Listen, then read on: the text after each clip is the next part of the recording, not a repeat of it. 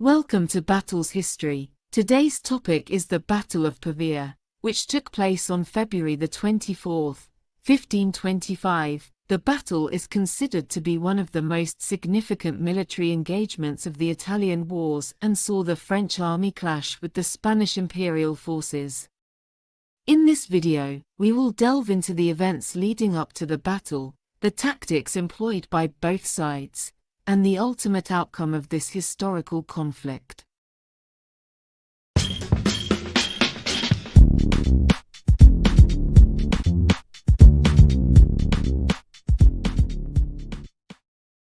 To understand the Battle of Pavia, we must first understand the political and military climate of Europe in the early 16th century. The Italian Wars, which lasted from 1494 to 1559, were a series of conflicts between France, Spain, and the Holy Roman Empire over control of the Italian peninsula. The wars were fought mainly on Italian soil and were characterized by shifting alliances and the use of mercenary armies. By the early 1520s, the French King Francis I had become a major player in the Italian Wars. In 1521, Francis had launched an invasion of Italy, hoping to expand his territory and assert his dominance in the region. However, his campaign was ultimately unsuccessful and he was forced to retreat. Despite this setback, Francis was determined to regain his position in Italy. In 1524, he launched a second invasion, this time with a much larger army. His goal was to capture Milan, a city that had long been a prize in the Italian Wars. The Battle of Pavia was the culmination of Francis I's second invasion of Italy. The French army, consisting of around 30,000 men, marched towards Milan in the winter of 1525. The Spanish Imperial Army, under the command of Charles V, was waiting for them near the city of Pavia. The Spanish Imperial Army was significantly smaller than the French army, numbering only around 20,000 men. However, they had the advantage of a strong defensive position, with their troops positioned behind a river and protected by artillery. The battle began early in the morning of February the 24th, with the French launching a series of attacks on the Spanish imperial positions. The French cavalry, led by Francis himself, charged towards the enemy lines, hoping to break through and open up a path for the infantry. The Spanish imperial forces, however, were well prepared for the French attack. Their artillery quickly decimated the French cavalry, killing or capturing many of their leaders, including the Duke of Bourbon, a former ally of Francis who had defected to the Spanish imperial side. With their cavalry in disarray, the French infantry launched a series of attacks on the Spanish imperial lines. However, they were met with heavy resistance, as the Spanish imperial forces were able to hold their ground and repel the French assaults. The battle raged on for several hours, with both sides suffering heavy losses. The French were unable to break through the Spanish imperial lines, and their troops began to tire and lose morale. In a desperate last-ditch effort, Francis himself charged towards the Spanish imperial lines, hoping to turn the tide of the battle. However, Francis was ultimately captured by the Spanish imperial forces, along with many of his top commanders.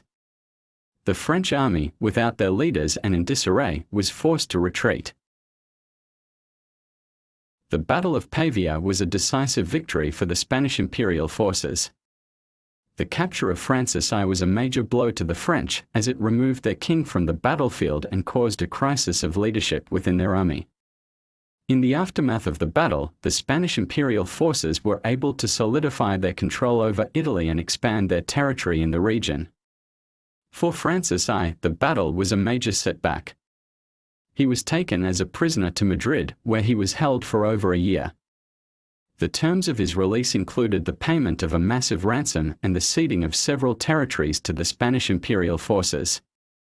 The Battle of Pavia also had significant consequences for the broader political landscape of Europe.